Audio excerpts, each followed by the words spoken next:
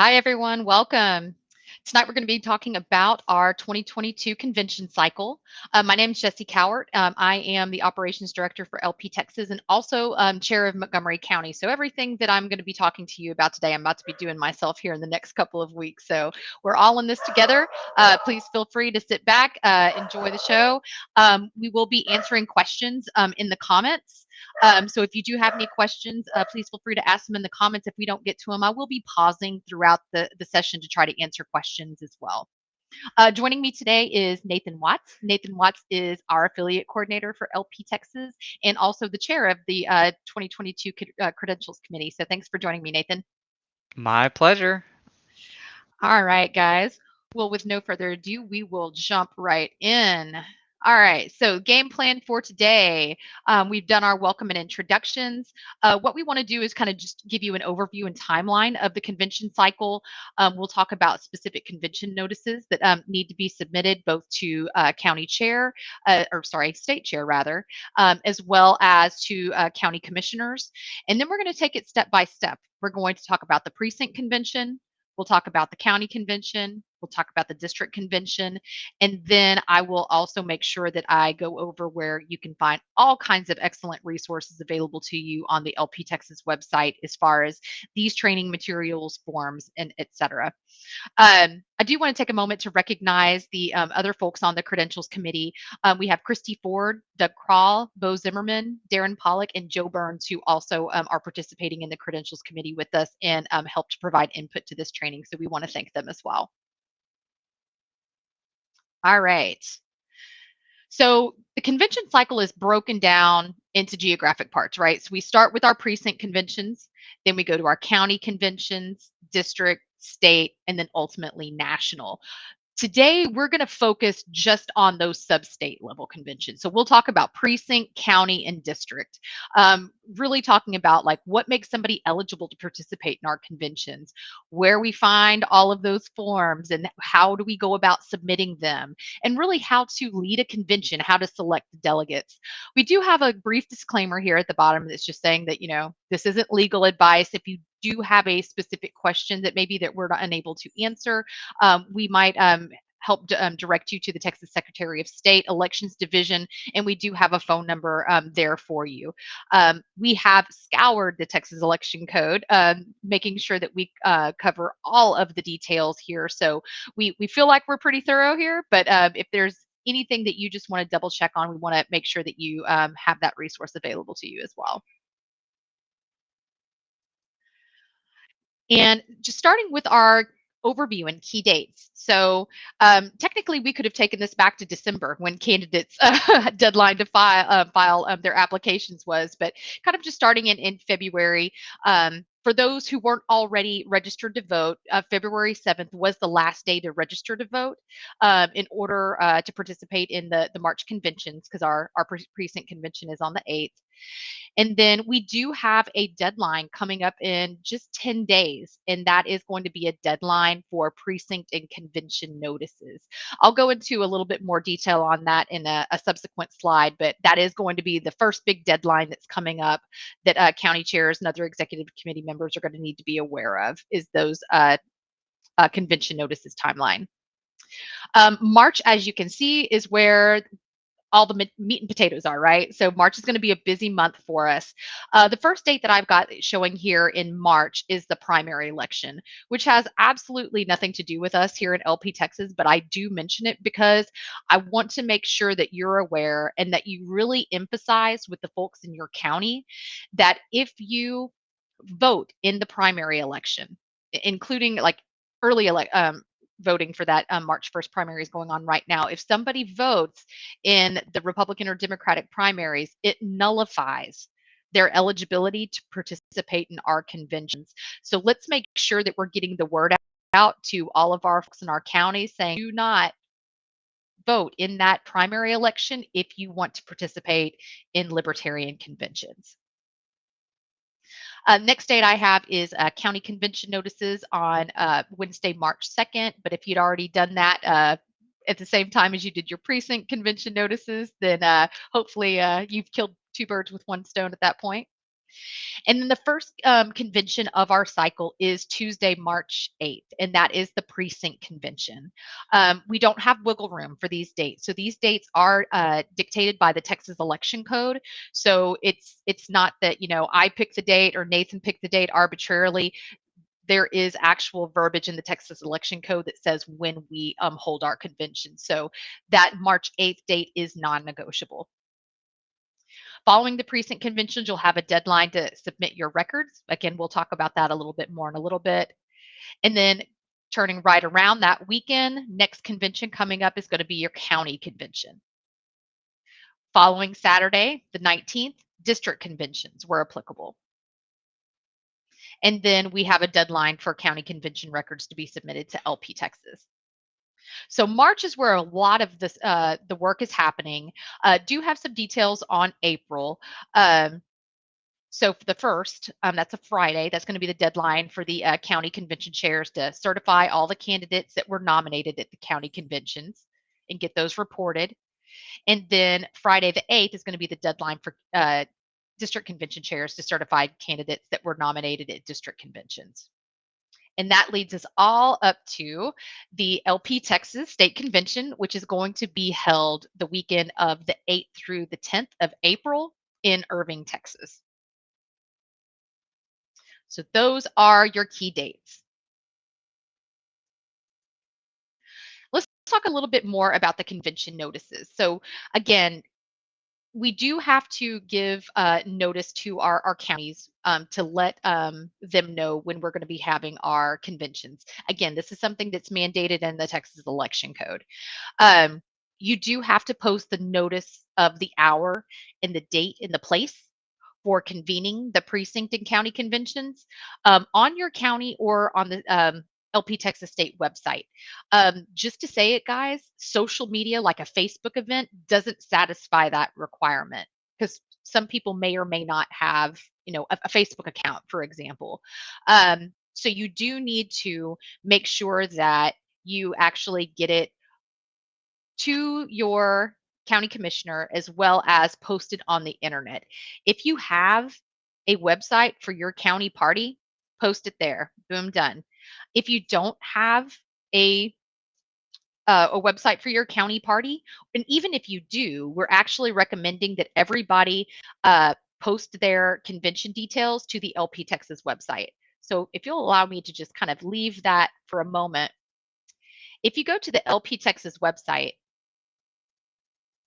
and that's lptexas.org, there's a place for an events calendar under resources.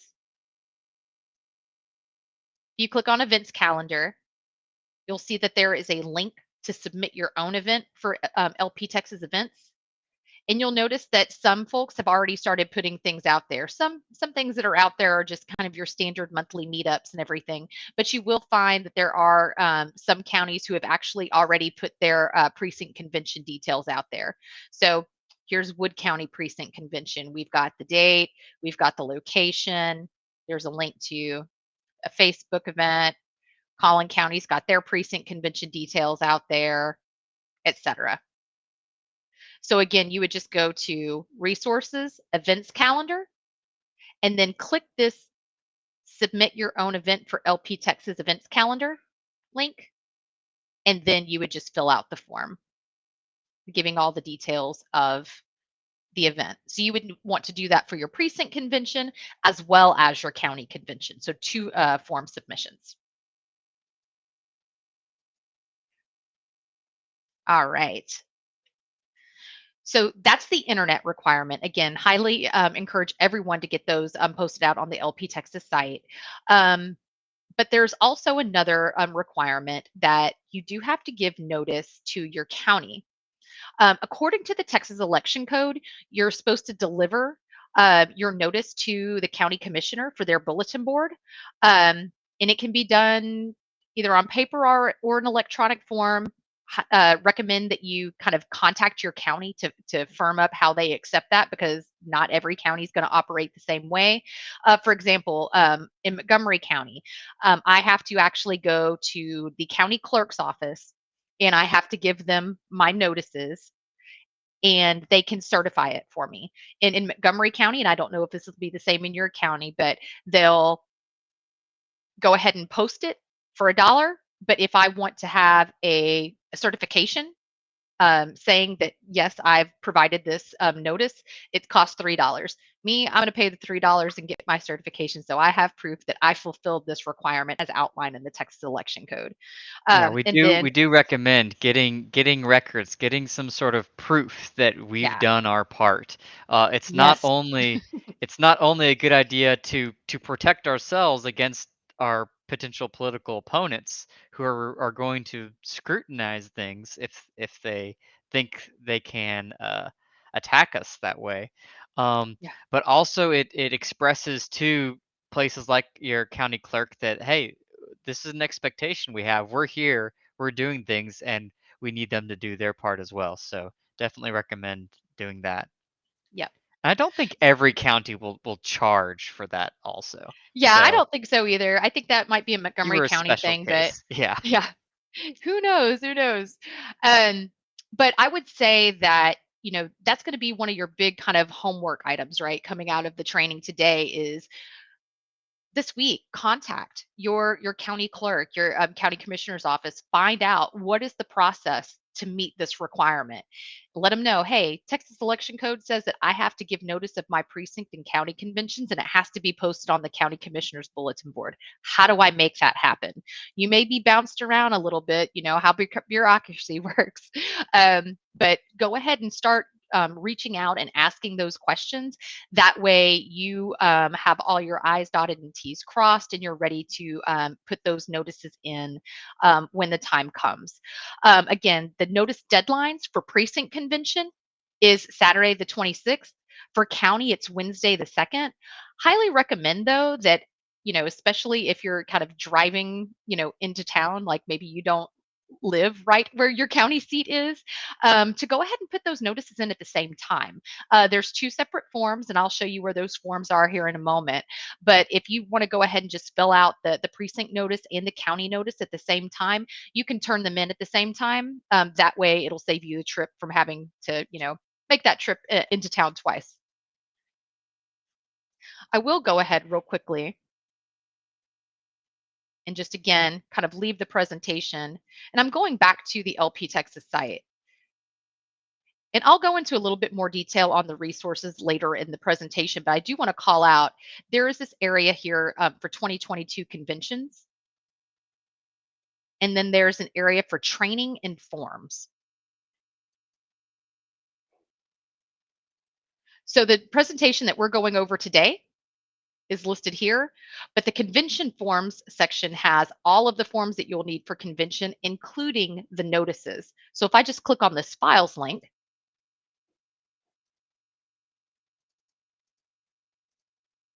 there is a notice of precinct conventions. So this is what you would fill out and then deliver to your county as they've outlined. We do have an example of a completed one. And this is what it might look like. That's one example.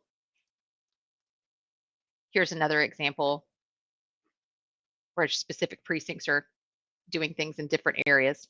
Right. It all depends on if you and your county are holding all of your precinct conventions in a single location.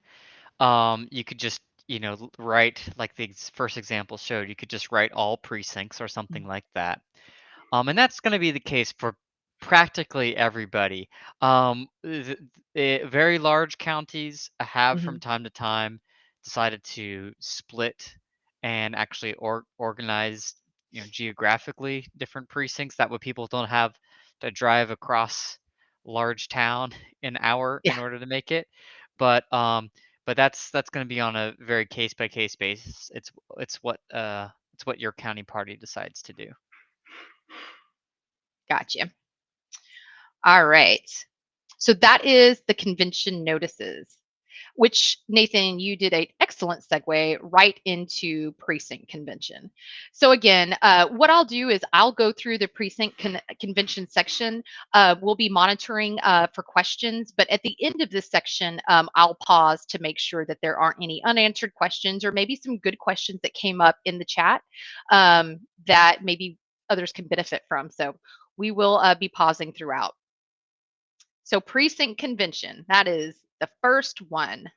And again, that is Tuesday, March 8th, non-negotiable date mandated by Texas election code.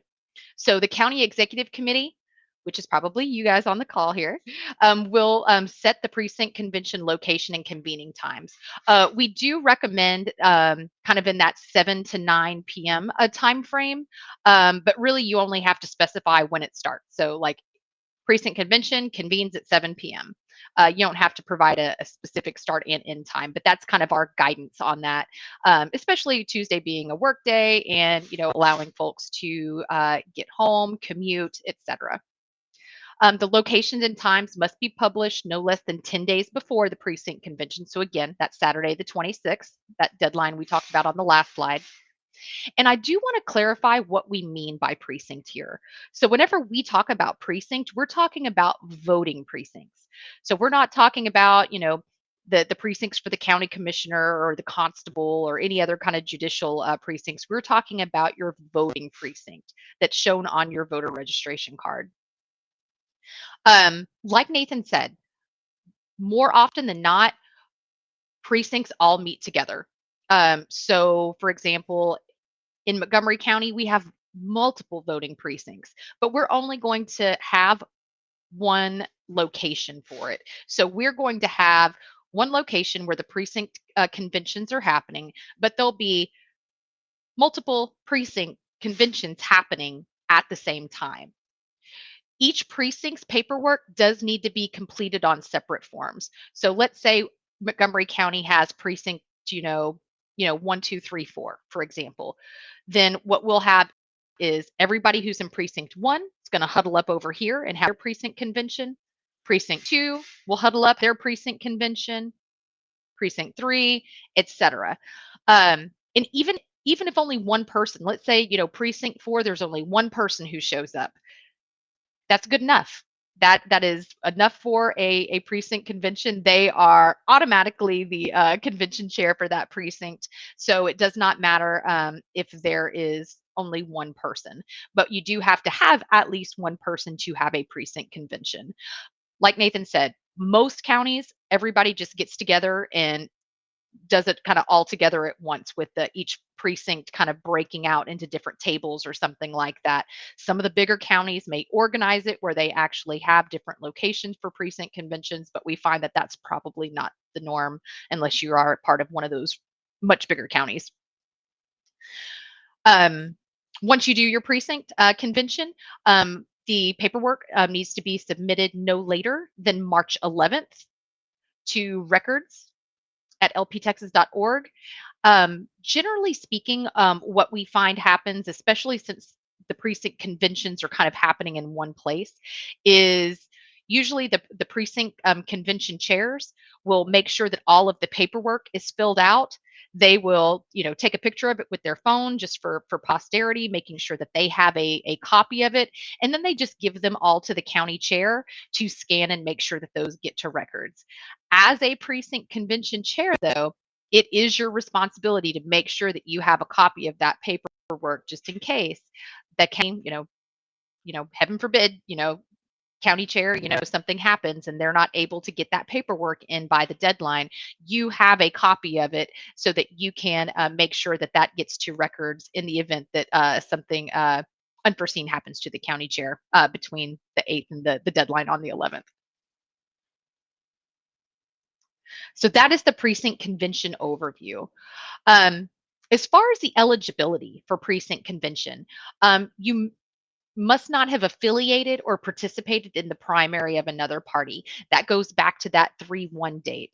And especially the early voting that's happening right now. Can't emphasize enough to make sure that your folks are aware that they cannot vote in the primary.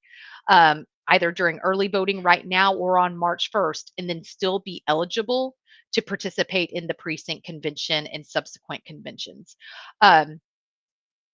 They do have to be a qualified Texas voter, and they do generally support the party statement of principles. And I'll talk a little bit more about that here in a second.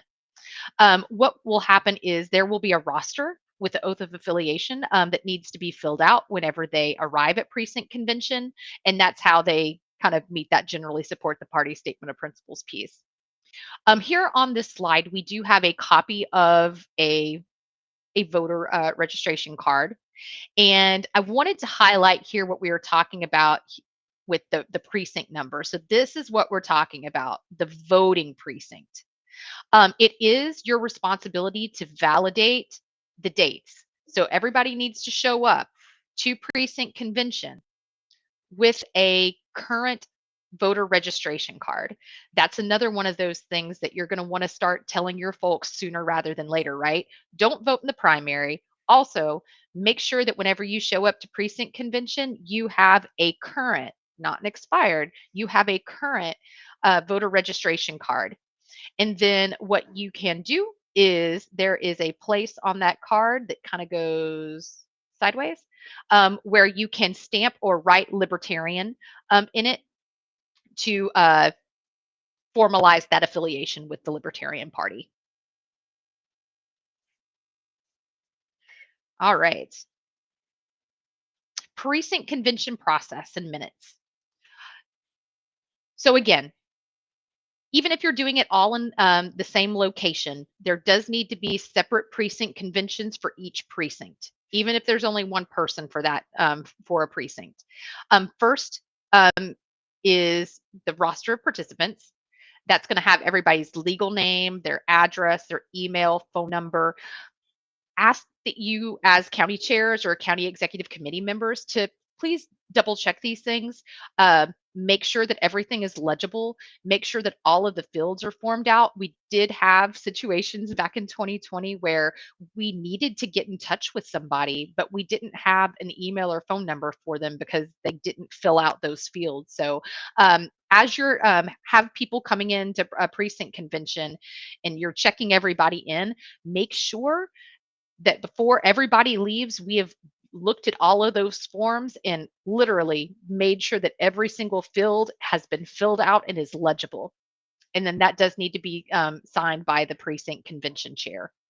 And it must include the precinct number. The precinct minutes, those do need to be submitted to records as well, along with the roster of participants.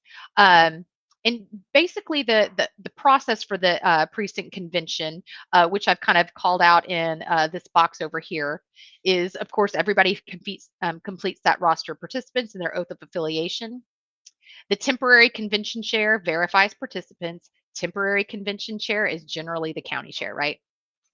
Well, actually, We call sorry them, for me to jump in there. For the precinct conventions, because as you mentioned earlier, each voting precinct is going to be like grouped up and holding their own yeah, oh yeah, precinct convention. So the county chair may end up being the temporary convention chair for right. their Or for their individual precinct, voting yeah. precinct, right?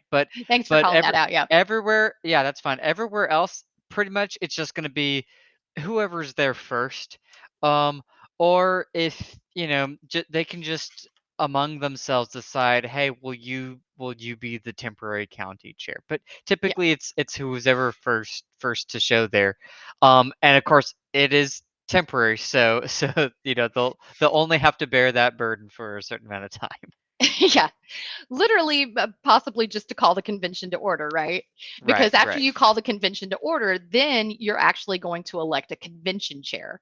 So Yeah. again, if you have one person who's in that precinct, then boom, they're automatically the convention chair.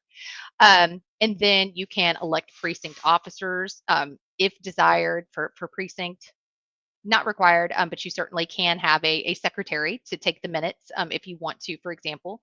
Um, all the participants in the precinct convention are automatically delegates to the county convention. So that's one thing to know. There's no set number. Anybody who participates in the precinct convention can be delegates to the county convention. Um, In the event that someone is unable to make the precinct convention, we do have another form that can be used if applicable, and that is the additional delegates elected at precinct convention form. So let's say I wake up and I'm running 102 fever on the day of precinct convention, and there's just no way that I can make it. I don't want to get anybody sick, but I really want to make sure that I'm a delegate for county convention because I want to participate in county convention and potentially try to be, a delegate for district or state convention. There is a form that somebody can fill out to um, be nominated as a delegate or appointed as a delegate to the county convention. But the catch here is that the person who nominates them has to be in the same precinct. So for example, my husband and I obviously we share a residence, so we are in the same voting precinct, right? So my husband could go and say, "Hey, Jessi wasn't feeling well. I need to fill out this form so that she can be a delegate to county convention." He can do that because we're in the same precinct, but my buddy Nathan Moxley, who's in my county but is not in my precinct, he couldn't do that on my behalf. It would have to be somebody who actually sits in my voting precinct would have to nominate me. And then I would have to complete my oath of affiliation and have that signed by a county officer before the county convention begins.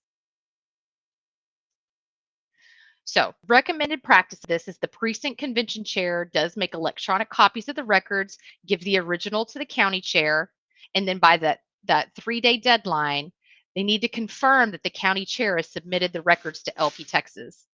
And if they can't get that confirmation, then they would then submit their records to LPTexas. So that would be the roster of participants and the precinct minutes and the additional delegates form if that's applicable. Real quickly, going back to these forms, we've got these forms that are out here for you. So precinct convention minutes, roster and oath of affiliation. Here, I'll pull that one up first. So here's the roster. You got your county, you got your precinct, and here you got all the roster. We need to make sure each one of these fields is filled out, including this voter ID, and signed, making sure that everything is legible. Here is some of that verbiage that I was referring to. I swear that I have not voted in a primary election or participated in the convention of another party during this voting year. I hereby affiliate myself with the Libertarian Party. So this is the roster. Again, you'll also find the convention minutes out here. So county, precinct. Again, this needs to be filled out for each precinct. Needs to be submitted by March 11th. Convention called to order, March 8th at what time? Elect a convention chair, fill in who is the convention chair and their voter ID, convention secretary, optional but advised. And then there is an area for kind of permanent precinct chairs. This is kind of an optional thing too, guys. Not all counties organize at the precinct level, but we do recommend that there is at least a precinct chair. So that could be the same as the convention chair, not necessarily, but we do need to have that name filled in. So convention chair and precinct chair can be one and the same person if that just makes it easier, but doesn't necessarily have to be that way. Right, unless the county party has your county party has adopted specific Yeah, bylaws that deal with precinct chairs and assign certain duties or organize around yeah. precinct chairs, that pretty much will just be kind of a in title only. It is certainly a practice that we recommend, and in the years to come, it will be beneficial for um, us as a party to think more about Right. organizing even at the precinct level. So going ahead and going through that motion of electing a precinct chair during these conventions is a good practice now, Mhm. and in some counties might be needed. Right, right. All right. All right. And then I guess the county convention can adopt precinct bylaws. That is not normal though. It's typically skipped. And then if there's any other business, so if there's any resolutions, that we want to, pass and, pass along to the state party platform. If there's any kind of precinct rules or any other business, again, if applicable, and then need to make sure that we say when the convention has adjourned, and then all the records need to be turned in, and it does need to be signed down here in the bottom right corner by that precinct convention chair. The additional delegates elected form is out here. Again, if somebody is not able to show up, they do need to go by somebody who is actually part of their vote precinct again. And so that information can be put out there. So all that said, know who is in your precinct and be able to reach out to someone to say, hey, I'm not going to make it. All right.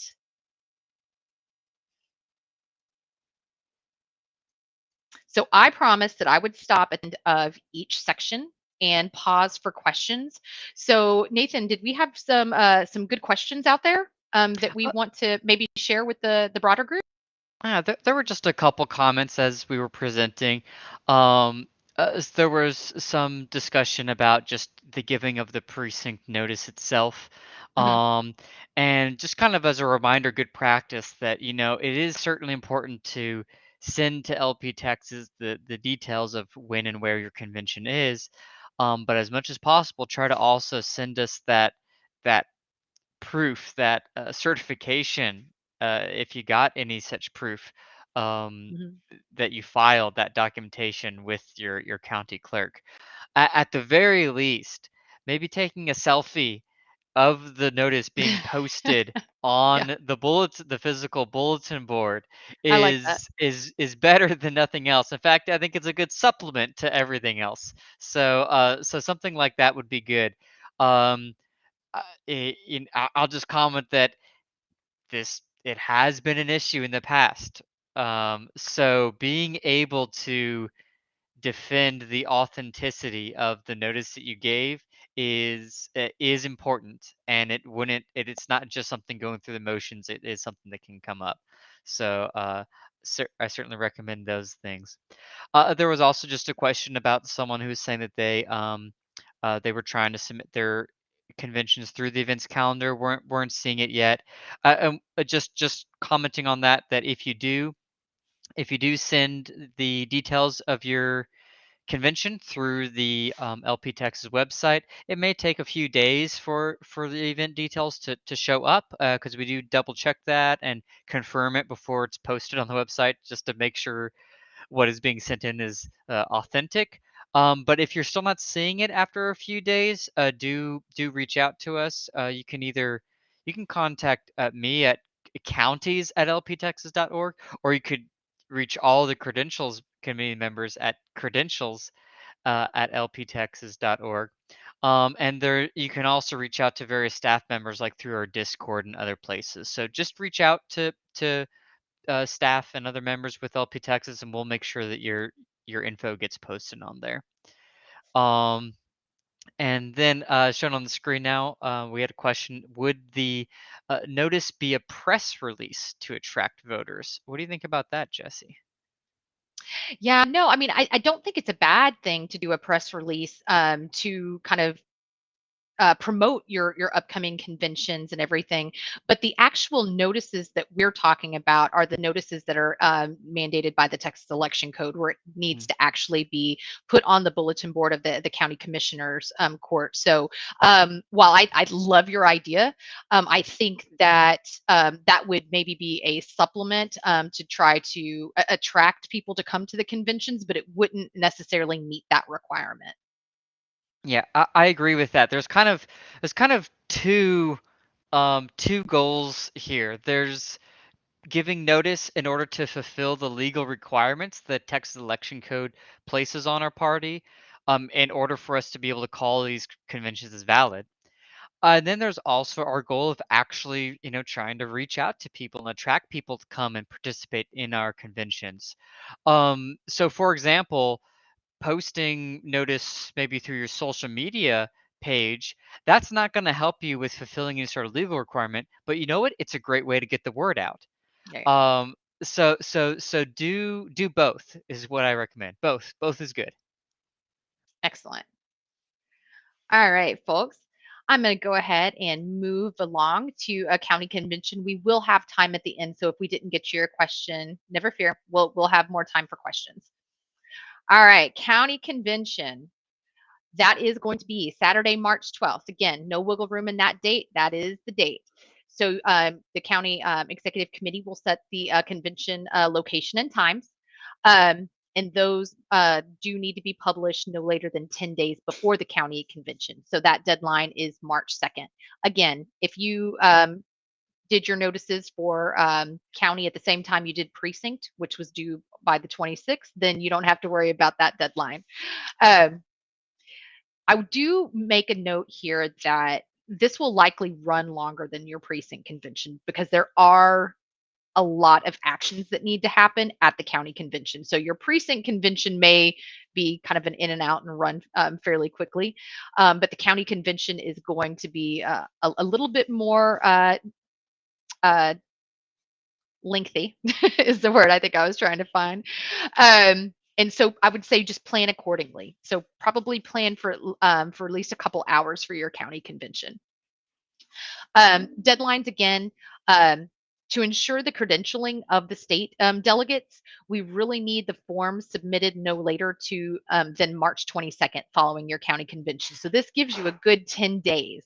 And those records need to be submitted to lptexas.org. However, we do ask, and I beg on behalf of the entire Credentials Committee, if you can get it in sooner, please do.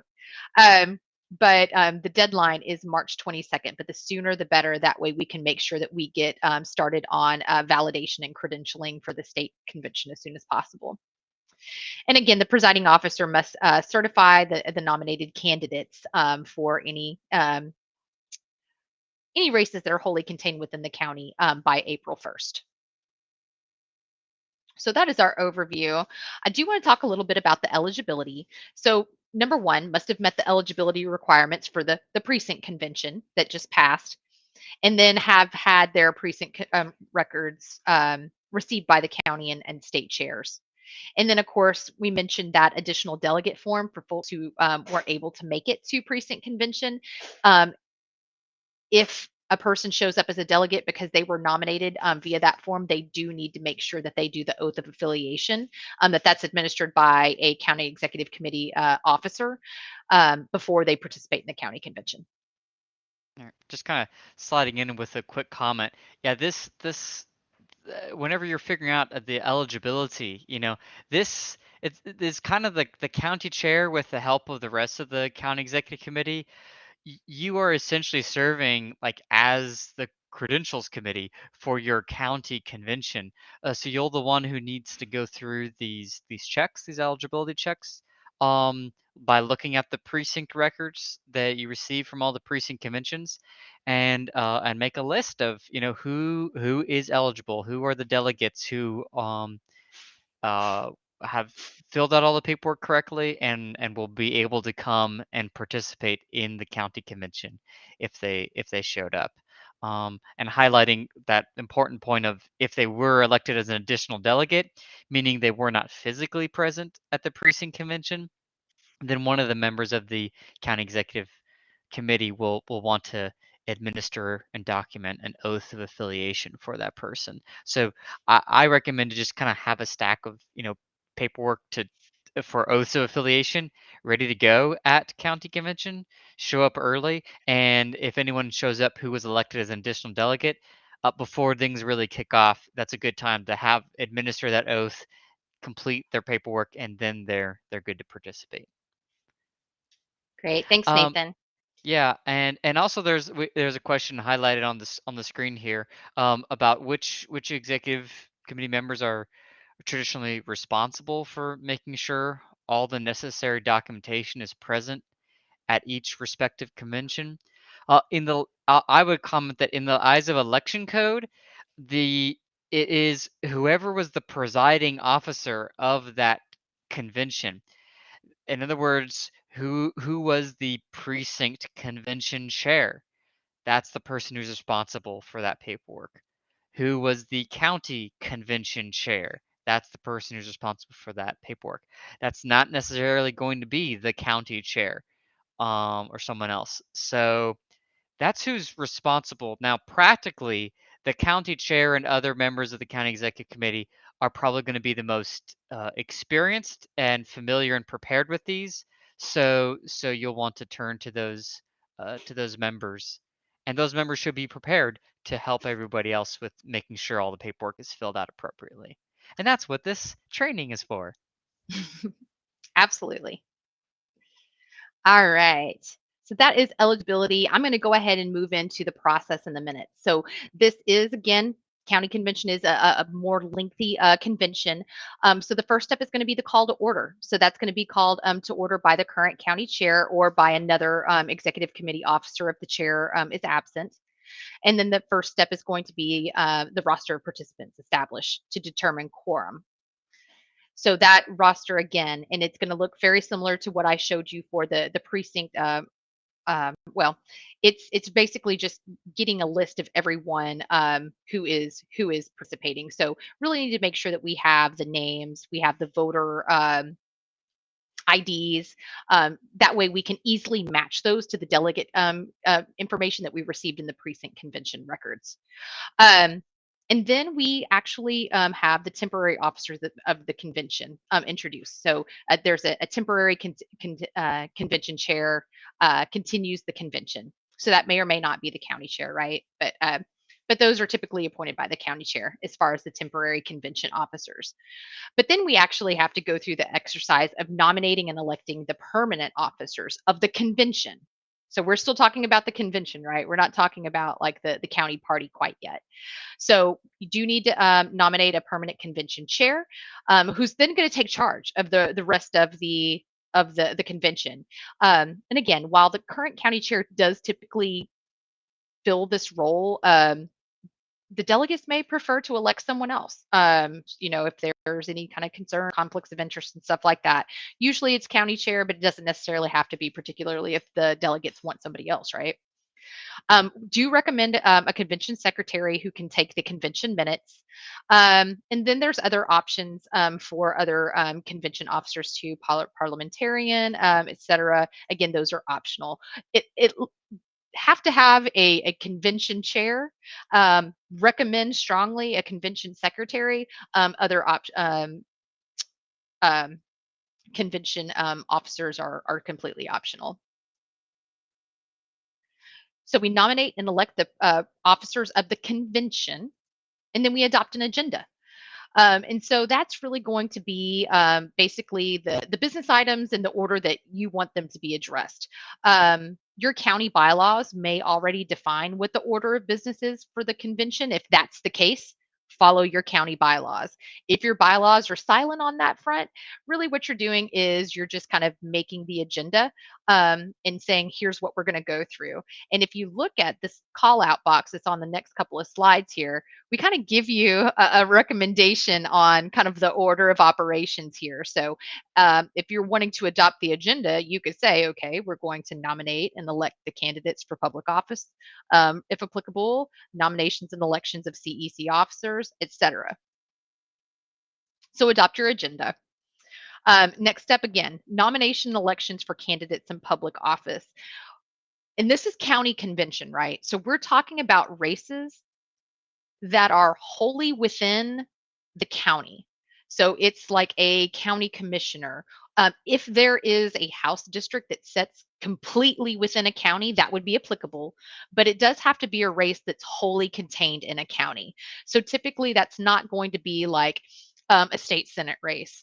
Certainly not a statewide race like governor, lieutenant governor, and stuff like that. That's a common misperception. You're not going to your county convention and saying who you're nominating for governor or state senator or stuff like that. County convention is just for races that are wholly contained within the county. And then you have a list of candidates on the LPTexas website that you can reference to see who all might be running for a race in your county. So I'll just leave the presentation again, and I'm going to go back out to the LPTexas website. Under 2022 conventions, we have a menu item for 2022 candidates. And that is showing everybody who is running for office for the Libertarian Party. And so it'll give names, and it'll give the level, districts, counties represented.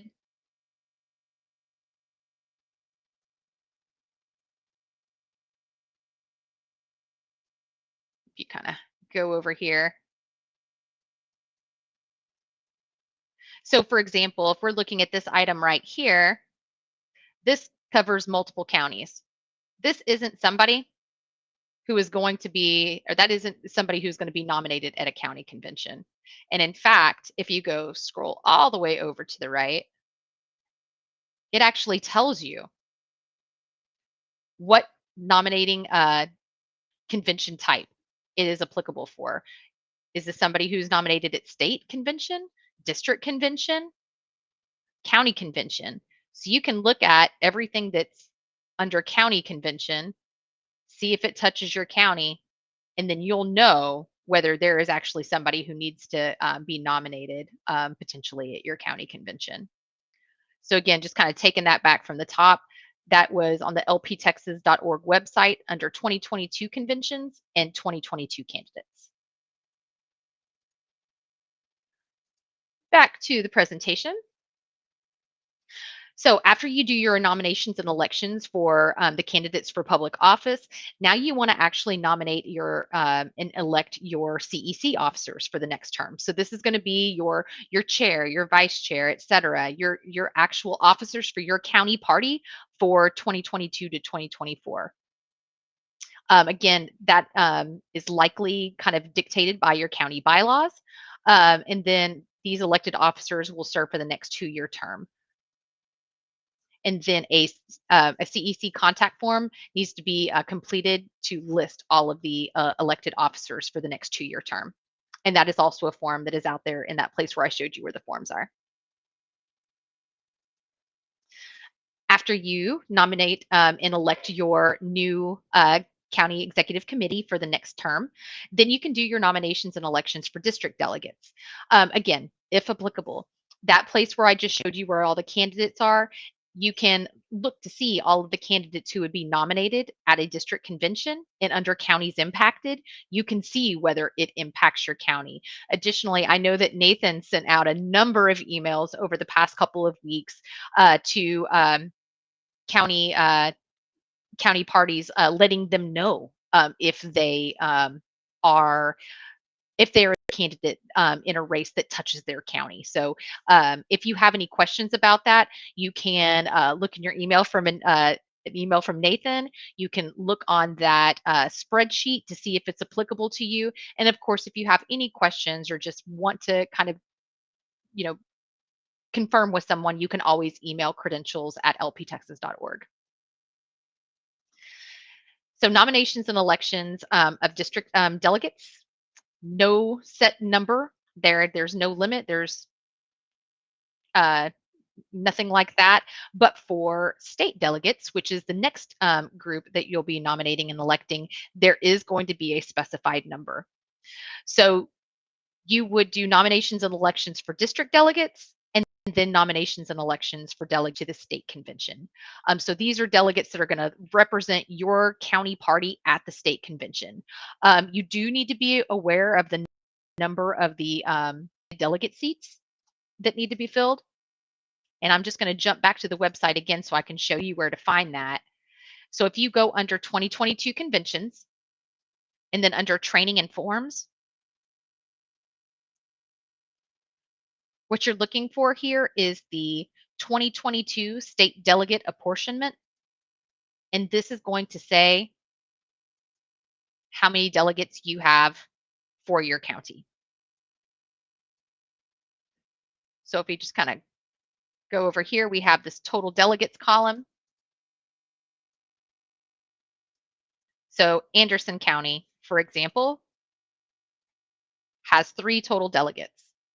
So if they have 6 people show up to Anderson County Convention and all 6 of them want to be delegates to the state convention, people may have to stand up and give their speech on why they think they would be a good a delegate, and then ultimately they would need to be elected to be those delegates. So Anderson County, for example, is down to 3, whereas if we see here 22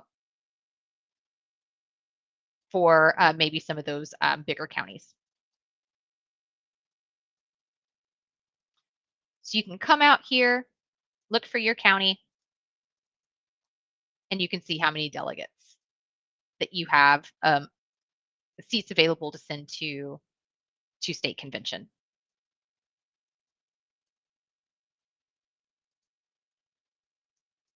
So definitely know that going in. That way you're not trying to guess or look it up on the fly. All right. So we were talking about nominations for the state convention, and then finally adoption and modification to county bylaws. This is one thing that we really wanted to make sure that we emphasize in the training this go round. Nathan on the call, and then also Arthur Thomas has put a lot of work into revamping our base county bylaws template. And has really kind of made some modifications to address some things that have kind of come up that we found that county bylaws didn't really address. So we are highly, highly encouraging that you review those new county bylaws template and incorporate that into your county bylaws.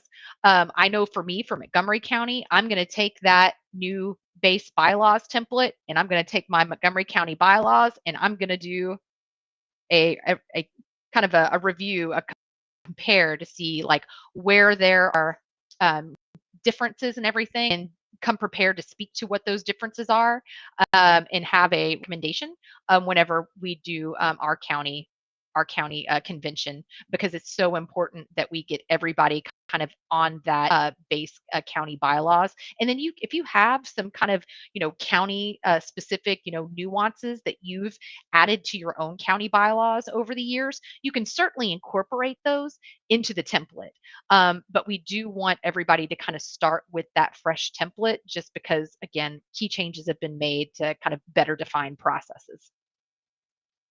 And then finally, if there's any other business, if there's, any resolution, so kind of non-binding statements or positions brought up by the convention participants that just need to be captured in minutes. Those are the types of things that would be considered other business.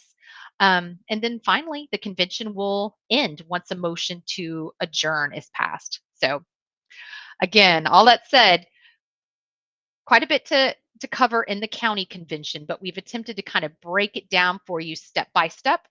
And then you'll notice that that's kind of broken down in the county convention minutes for you as well, which is located under the training and forms section. All right. Before I start talking about district convention, I want to pause again. I know there's probably been some questions in the chat. And Nathan, any really good ones out there that we wanted to make sure we highlight? The main question is a good segue into district conventions, and that's just like what is a district? And like how do I know if there's district convention that I need to elect delegates to? Like does every county have a district?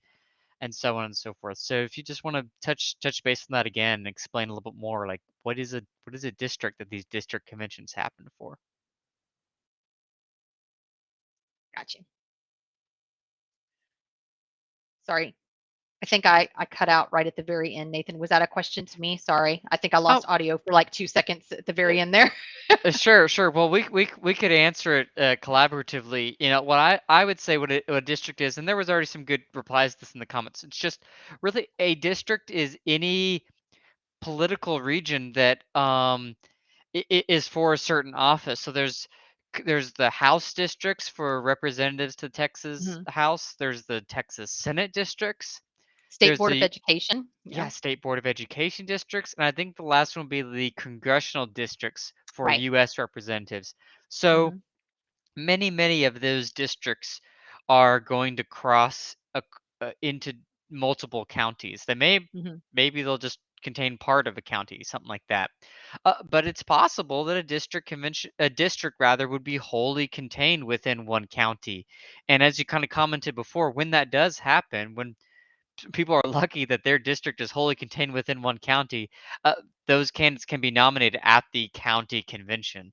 Right. But in all the other cases, which will be quite common, and you could see in that list that you showed and shared, if the district Mhm. crosses into multiple counties, then those nominations have to be considered at a district convention that happens a week after county convention, and that you're going to talk about now. Yep. Absolutely. Good question. All right. So going into the district convention. So again, date for the district conventions is going to be Saturday, March 19th. No wiggle room on that date. And again, these are for races that are not statewide. So not like, governor, lieutenant governor, attorney general, anything. So they're not statewide races, but they're also not wholly contained in a county. And Nathan gave some really good examples, right? So, state senate, state house potentially, state board of education, U.S. congressional districts, all of those things could be where not at the district convention.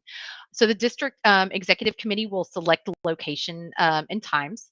And again, Nathan has sent out emails letting all county chairs know if there is a candidate that is running for a race that impacts their county. And you can also view that information on the candidates that I showed you on the website. Um, and then if you're not sure, you can always contact us, the Credentials Committee, contact the secretary at lptexas.org. We're all happy to assist you. But basically, what typically happens in this case is that the county chairs and the applicable counties within the district get together and say, "Hey, we want to have the district convention at you know X place and time." But it does have to be on Saturday the 19th. So, for example, I've got two district conventions for Montgomery County. I've got somebody running for State Board of Education District 8, and then I also have somebody running for US Congressional District 8.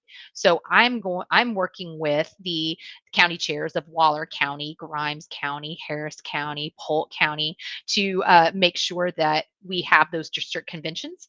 So that will actually be two separate district conventions, but we're just going to have them on the same date, time, and location. But we will have two separate district conventions for those two races. So basically, uh, the district executive committee, so basically the county chairs, generally speaking, are going to vote on the district convention location and time. They'll send that to records and the chair at lptexas.org. That needs to be done at least 15 days before the district convention. So we're talking March 4th. And then after the district convention, the completed forms need to be sent no later than March 29th. So basically, within 10 days of the completion of the district convention forms need to be submitted to records. So that's, of course, the minutes, the roster, and all of that good stuff, and the names of all of the nominees for public office.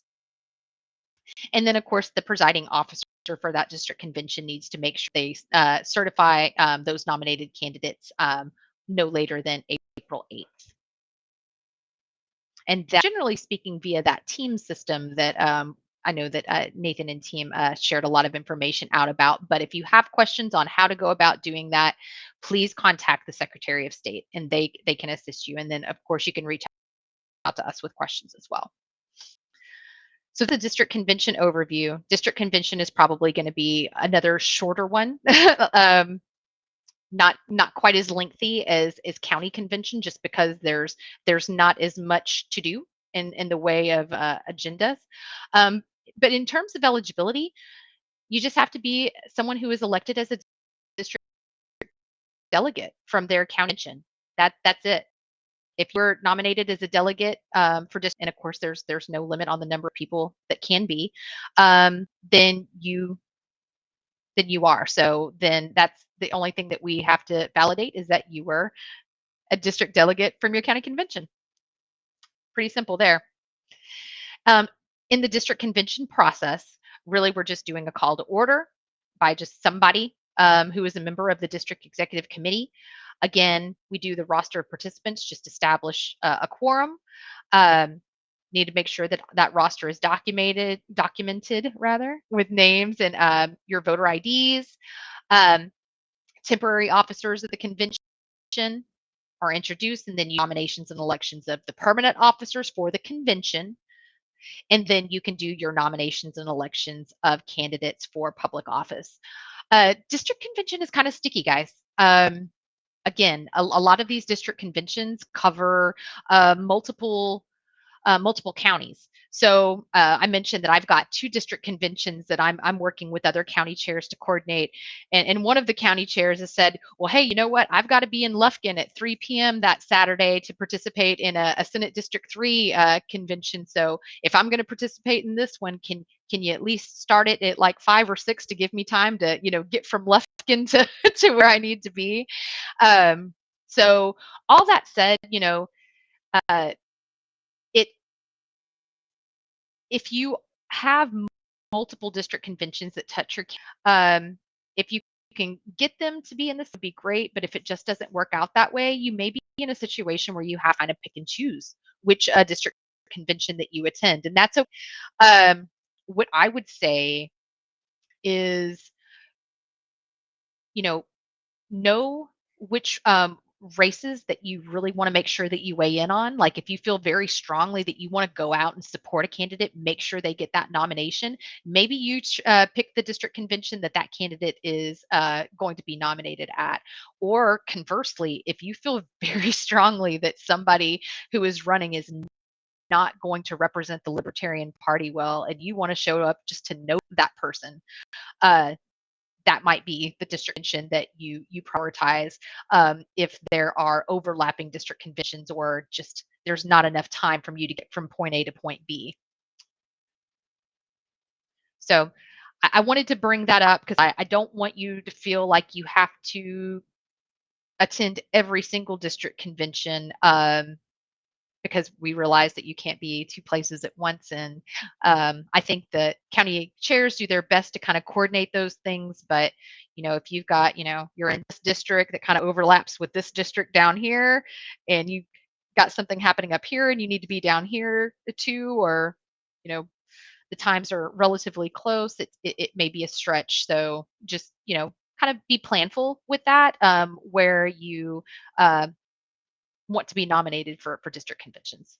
Nathan, anything you would add to that? No, I agree with everything you said. That yeah, these can be a little bit more confusing. So I certainly encourage anyone who's either involved in the organizing of a convention, or a candidate, who may need to be nominated, to reach out to the staff and volunteers at LP Texas, ask any questions you have, and we'll help make sure that you're on the right track. Gotcha. All right.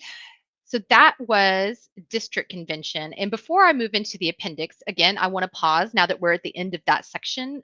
Questions that came up in the chat, or kind of good questions that we've answered that others could benefit from. Yeah, one question was from a candidate, asking, saying that my house district is completely within Dallas County, so will I be nominated or not at the county convention? Yes. Yes, you will. Yeah. Yeah. If your house district is wholly contained within the county, then yes, county convention is where you would be nominated. If your house district was in Dallas County and then also say touched, Tarrant County, like it touched multiple conventions, then it would be you would be nominated at a district convention. But because your house district is wholly contained within Dallas County, the Dallas County convention is where you would be nominated. Yeah, the only extra comment I added on that is just make sure that your district lines didn't change for 2022 by checking the redistricting That's a good point. website of Texas. So that's the only thing I'd double check. Then I think there was another question. Can there be multiple candidates for a position? And they ask if necessary, Mhm. would that require an LP primary? I'll just go ahead and say we are not currently a primary party, so there's no primary, but that does mean Mhm. that at this convention is where you would consider the multiple nominees for this to be the candidate for the same position. Mhm. And so that's where you're going to choose. Do we want candidate A to represent us, candidate B to represent us, or no to none of these candidates to Right. represent us? Right. Good question. Any other questions on district before I move along? I think that's everything that's coming through the comments right now. All right. Good deal. All right. So, really, what I had left was just a general appendix to where I wanted to make sure that you were aware of all of the resources available to you. And we've kind of touched on those resources throughout this presentation. But again, the lptexas.org website does have that 2022 conventions header. Under that header, you've got training and forms. It gives a link to this training presentation that we've done today, and also has a link to all of the convention forms that you will need for all of your conventions. There is also that link out to the 2022 state delegate apportionment spreadsheet, so you can determine how many delegates you have allocated to your county for state convention. And of course, the convention site itself is convention.lptexas.org. And we just did want to plug that to make sure that, for folks who are planning to attend state convention, whether or not you're a delegate, I mean, we always encourage you to come out to the state convention. There's a good lineup of speakers and debates happening, and there are tickets on sale now. There are details on accommodations as far as the hotel, if you want to stay at the hotel where the convention is happening. So a lot of kind of non credentials, training type stuff out there on the site as well. And just want to make sure that we point you to those resources. That way you can plan and get your tickets in advance. And then the last thing I wanted to cover is Robert's rules. Um, and I'm say it on the slide here, and I want to just kind of emphasize, please don't be intimidated by Robert's rules. What I've done is there's a link to kind of a user friendly table that you can click on. But I've provided some basic definitions as well. So, kind of like, what is a motion? What does it mean when somebody seconds a motion? What does it mean when somebody makes an amendment to a motion? What do we mean when we say presiding officer? I don't want everyone to get hung up on the Roberts rules. We do want to observe Roberts rules. I mean, we do want to observe, proper parliamentary procedure, but I don't want you guys feeling like you need to go out and buy the newest, you know, um, version of Roberts rules and read it cover to cover of your conventions. That's not necessary. You don't need to go into that level of depth on Robert's rules. Again, the basic definitions that I have here and that table that we've linked should give you basically what you need to know. You do have to call the meeting to order. There does need to be a motion to adjourn. Motion needs to be seconded before the meeting is adjourned. I mean, those are kind of the basic detail that you need to know, unless you actually have specific business that's happening.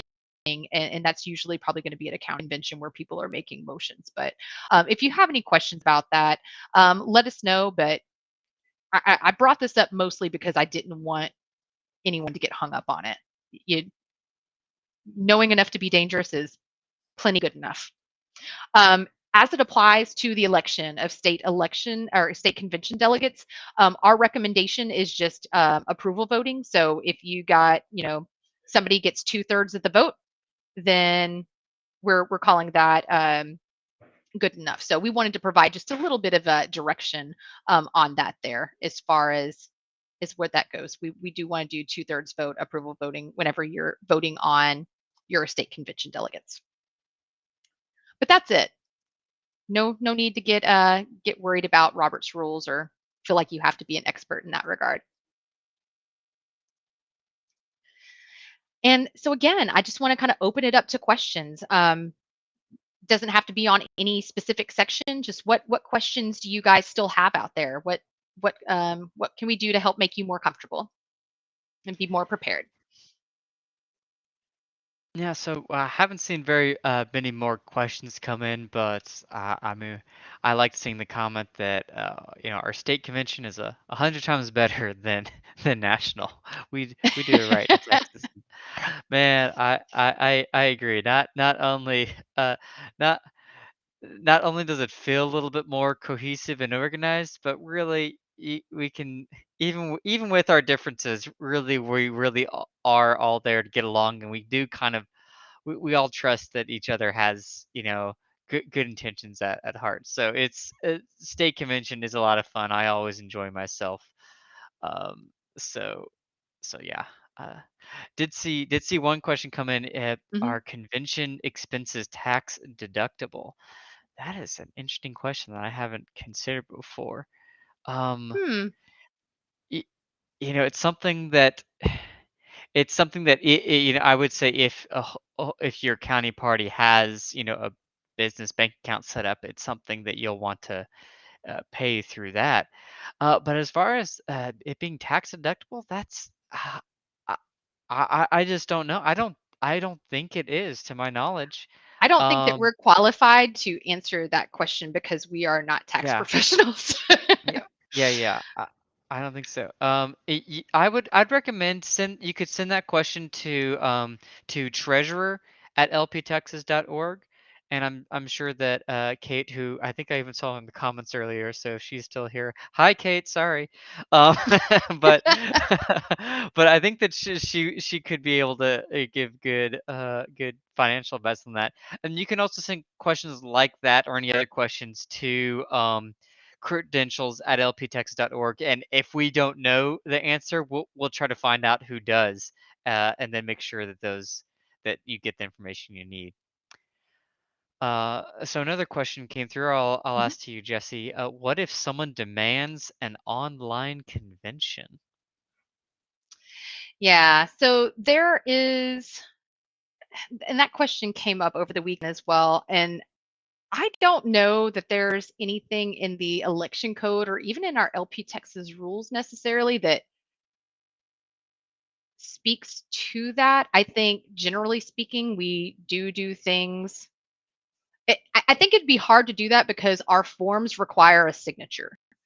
So I don't know how we would get the signatures on the roster forms if we were doing an online convention. So I Yeah, I guess my response, and maybe this isn't the right response, but is like, come on, guys, we do this once every 2 years. yeah.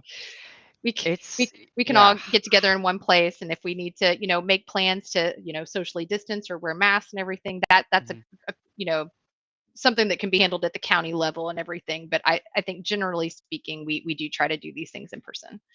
Yeah, I'd say that the both the election code and the LP Texas rules were all written with, if not by explicitly stating it, they were all written with the assumption that things Hmm. happen at physical locations.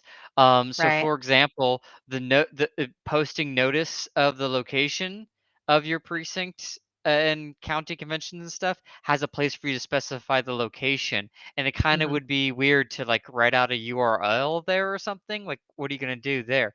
Yeah. And there are in fact some requirements of election code that say like the location for this convention must comply with this require like the same requirements for polling locations, which all assume physical locations.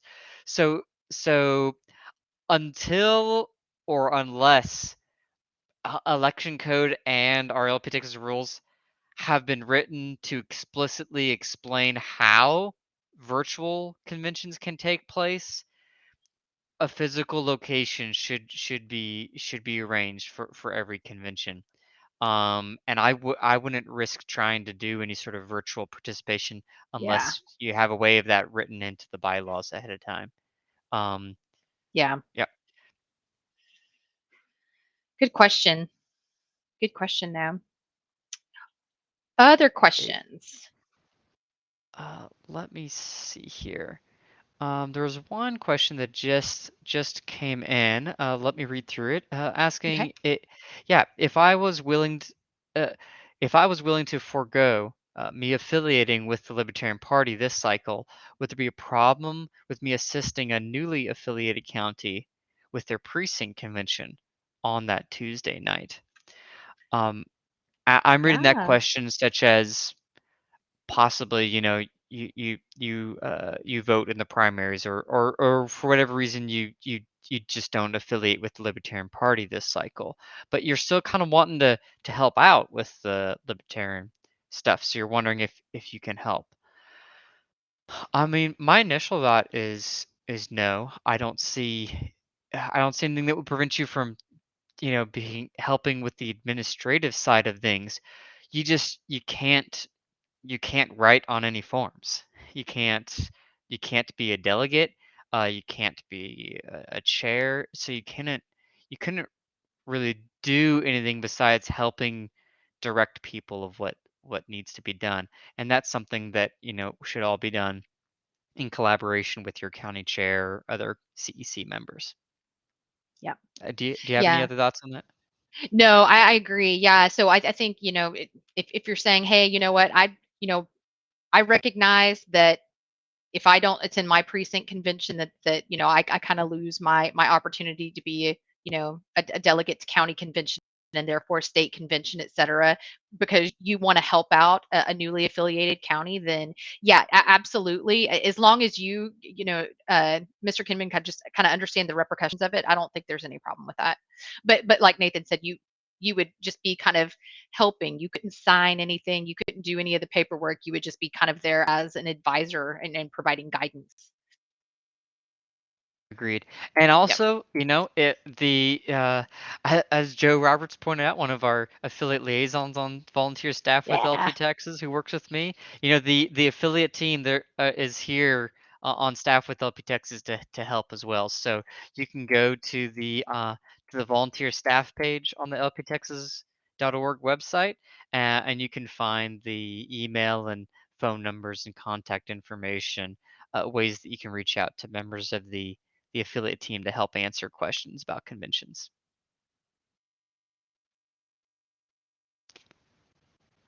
But yeah, Gotcha. All um, right. that's all the questions I've seen come through the comments. Awesome. Awesome. Okay. And I do see Christy and Joe responding to some things in the chat as well. All right, gang. Well, just so you guys know, this session has been recorded. What we're going to do is, now that we have done our live stream tonight, the recording is going to be uploaded to the LP Texas YouTube channel. So this will be available to you to refer back to. And of course, you have the training presentation itself and all the forms available to you on the lptexas.org website under 2022 conventions and then training and forms. If you have any questions, again, credentials at lptexas.org. We're available to assist you, and we look forward to your questions. Great. All right. Thank you so much for those who joined, and we hope that everyone else who will watch the recording will benefit from this as well. Yes. Thanks so much for your time today, everyone. Have a good evening. Good evening.